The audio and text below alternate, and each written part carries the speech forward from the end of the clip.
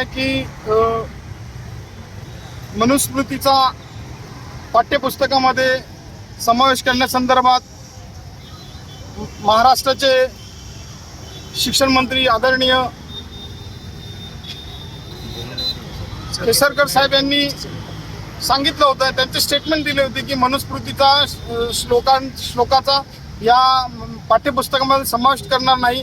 त्यानंतर माननीय या महाराष्ट्राचे उपमुख्यमंत्री अजितदादा पवार यांनी सुद्धा असं स्टेटमेंट दिलं होतं की मनुस्मृतीचा पाठ्यपुस्तकात आम्ही समावेश होऊ देणार नाही आणि झाला तर त्याचा आम्ही चांगल्या पद्धतीने आंदोलन करू, पाठपुरावा करू। ते मनुस्मृतीचा कुठल्याही प्रकारे पाठ्यपुस्तकात समावेश होणार नाही या संदर्भात आम्ही काळजी घेऊ असं सांगितले असताना या महाराष्ट्राचा एक स्टंटबाज जो कळमनुऱ्याचा एक खोटा डॉक्टर आमदार आहे, त्या आमदारांनी चौदार तळ्यावर जाऊन आंदोलन करण्यासंदर्भात तिथे स्टंटबाजी करण्यासाठी प्रसिद्धी करण्यासाठी बौद्ध बांधवांची हे घेण्यासाठी क्रेडिट घेण्यासाठी त्यांनी तिथं प्रयत्न केला चौदार तळ्यावर आंदोलन करण्याचा।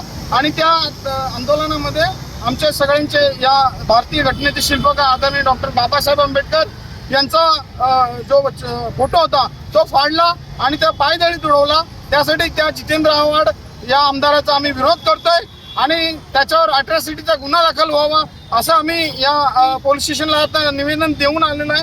आणि लवकरात लवकर हा जितेंद्र आव्हाड हा कुठल्या धर्माचा आहे, कुठल्या जातीचा आहे, आम्हाला काही कल्पना नाही आहे, पण हा प्रत्येक समाजाचा, प्रत्येक धर्माचा अपमान करत आलेला आहे।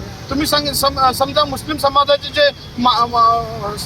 जे मानणारी लोक आहेत, ज्यांना मानतात, मुस्लिम समाज ज्यांना मानतात त्या माणसांचा सुद्धा त्याने अपमान केलेला आहे।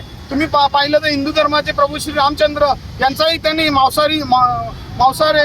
मांसाहारी म्हणून अशा पद्धतीने अपमान केलं।